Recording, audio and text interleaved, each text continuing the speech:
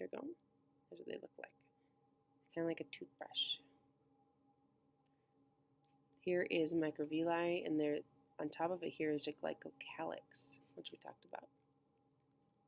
Okay, membrane junction. So these are specific names of some cellular connections that support cells. So they're located between adjacent cells, so cells that are next to each other. 3 types: tight, desmosomes, and gap junctions. The first, tight. It's exactly what it sounds like. So a junction where 2 adjacent cells are so close together that it prevents substances from passing between them. So it requires materials to move through the plasma membrane rather than between the cells. So for example, in the urinary bladder, it's lined with cells with junctions called tight junctions to prevent urine from leaking. Desmosomes are linked together via what's called a protein plaque, each cell completing half the structure. It's in areas where there's cells exposed to more stress, so it's a stronger connection. So like the external layer of the skin, for example, cells are connected via this.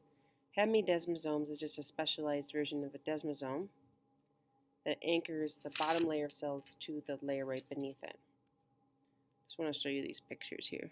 And we'll go back. Here's a tight junction. Here's one cell membrane and another.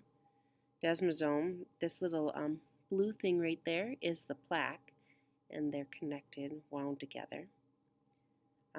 Hemidesmosome right here would be, instead of one cell attached to another cell, as you see here, it's one cell attached to what's underneath it called the basement membrane, which we'll talk about more when we get to tissues. And then the third type of junction, you can just see it here, it's called a gap junction. Essentially it's like a little tunnel in between cells. So it's composed of proteins called connexons that forms these tiny little fluid-filled tunnels. So it's the connecting gerbil tunnels between cells. Sometimes ions need to go readily between 2 cells for transmission of an impulse, so to move your muscles for contraction. And a great example of that is the heart muscle, cardiac muscle, that your heart can't really not beat regularly, right? So it needs to continually contract to produce a heartbeat. So ions moving freely between cells in the heart needs to happen. So that's a great example of a gap junction in the heart. Which organelle functions in detoxification and beta oxidation?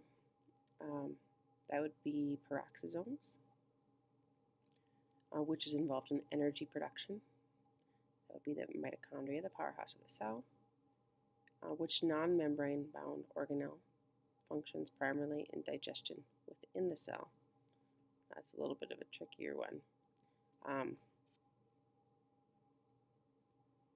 Digestion within the cell, the ones that digest the proteins, proteasomes would be the answer there. So that should be the end of the parts of the cell. Oh, here's some more questions.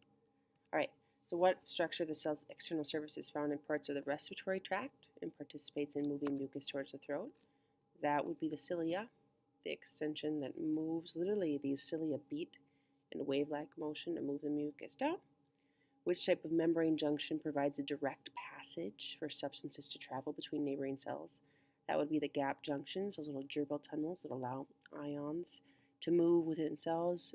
I gave the example of heart muscle cells needing to pass ions quickly to continually have the heartbeat. And that is the end of the parts.